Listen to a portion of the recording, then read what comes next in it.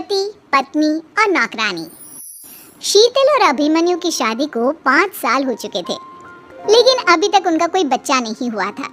इसकी वजह से शीतल और अभिमन्यु परेशान रहते थे, लेकिन उन दोनों से ज़्यादा परेशान थी शीतल की सास, यानी अभिमन्यु की माँ जानकी देवी। जानकी देवी चाहती थी कि जल्दी से जल्दी उनकी गोद में पोता या पोती आ जाए, और इसीलिए वो अपनी बहू शीतल को लेकर एक दिन हॉस्पिटल। जी डॉक्टर मैडम, ज़रा ठीक से चेक करके बताइए ना। कई बड़े बड़े डॉक्टर को दिखाया है, लेकिन मेरी बहू माँ ही नहीं बन पाती। मैंने शीतल को बहुत अच्छे से चेकअप किया है। देखिए, बात यह है कि शीतल के अंदर माँ बनने की कैपेसिटी नहीं है। ये आप क्या कह रही हैं डॉक्टर साहब? कोई तो इलाज होगा ना, कोई दवाई दे दीजिए।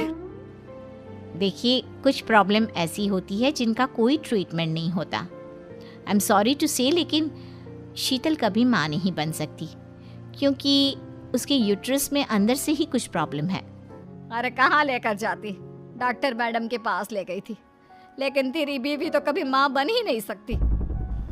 मम्मी जी, इसमें मेरी क्या गलती? अगर अंदर से कोई प्रॉब्लम है तो उसमें मैं भी कुछ नहीं कर सकती। जानती हूँ, ये बात डॉक्टर के मुंह से सुन चुकी हूँ। अब दोबारा मेरे सामने इस बात का गाना मत गा।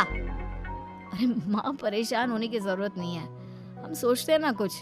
अरे क्या सोचेगा तू? जब डॉक्टर कह चुका है कि तेरी बीवी माँ नहीं बन सकती, तो बता क्या सोचेगा तू? कहाँ से लाएगा बच्चा? माँ, ये तो मैं भी नहीं जानता। अभिमन्यु, क्यों ना हम अनाथ आश्रम से एक बच्चा गोद ले आएं?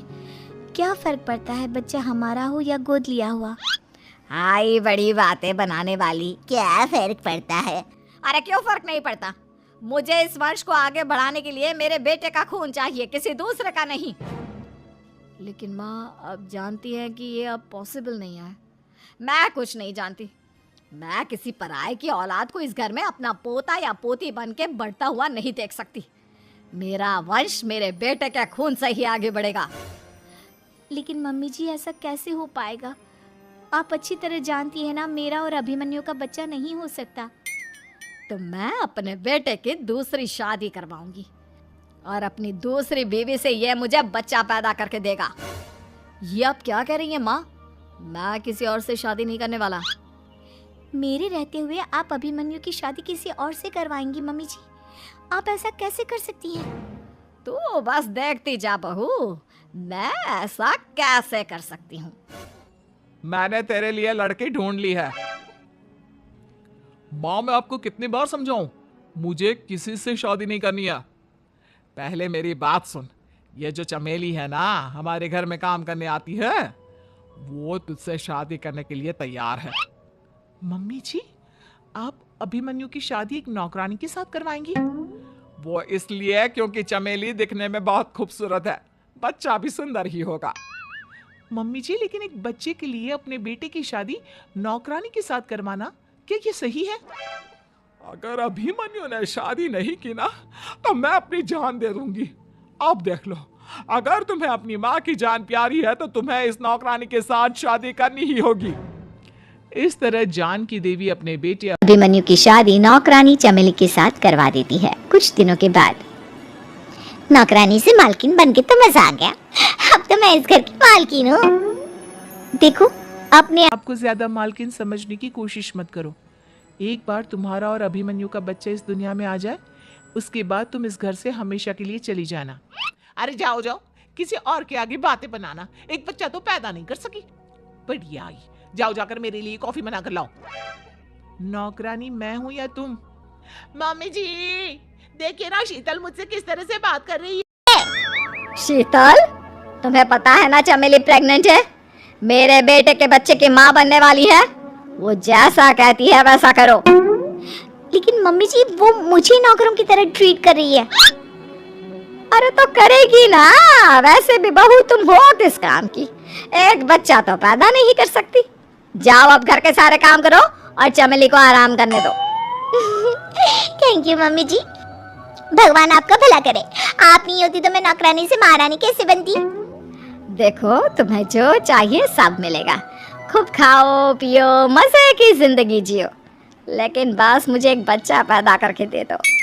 कुछ दिन बच्चे के लिए आपने मेरी शादी चमेली के साथ करवा तो दी, लेकिन दिन और रात का चैन मिट गया है। सारा दिन शीतल और चमेली की बहस चलती रहती है। अब शीतल को इस घर में रखने से क्या होगा? मैं तो कहती हूं उसे घर से निकाल दो, है भी किस काम की।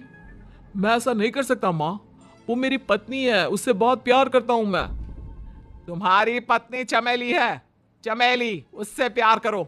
अरे तुम्हारे बच्चे को जन्म देने वाली है वो। अभिमन्यु, मैं खुद ही इस घर से चली जाती हूँ। वैसे भी अपने ही घर में नौकरों की तरह रहकर परेशान हो चुकी हूँ। घर की नौकरानी मेरे ऊपर हुक्म चलाती है, वो तुम्हारी पत्नी बन चुकी है। अब मेरा इस घर में क्या काम? अभिमन्यु के बार बार रोकने पर भी शीतल उस घर से चली जाती है। कुछ दिनों के बाद चमेली एक बच्चे को जन्म देती है। भगवान ने मेरी सुन ली, मेरे बेटे का घर भर गया, उसका अपना बच्चा इस दुनिया में आ गया। मम्मी जी, बच्चे को हाथ लगाने से पहले मेरी एक शर्त तो सुन लो। तुम कहना क्या चाहती हो चमेली? आपकी मम्मी को बहुत शौक था ना अपने पोते को खिलाने का। अब देखो, इस दुनिया में हर चीज की कोई ना कोई कीमत तो होती है। तुम अपनी आधी प्रॉपर्टी मेरे नाम कर दो, बच्चा तुम्हारे नाम।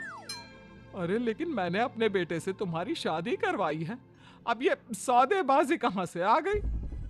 जो औरत अपनी बहू को घर से निकाल कर एक नौकरानी के साथ अपने बेटे की शादी करवा दे, वो तो सौदेबाजी कर ही सकती है ना।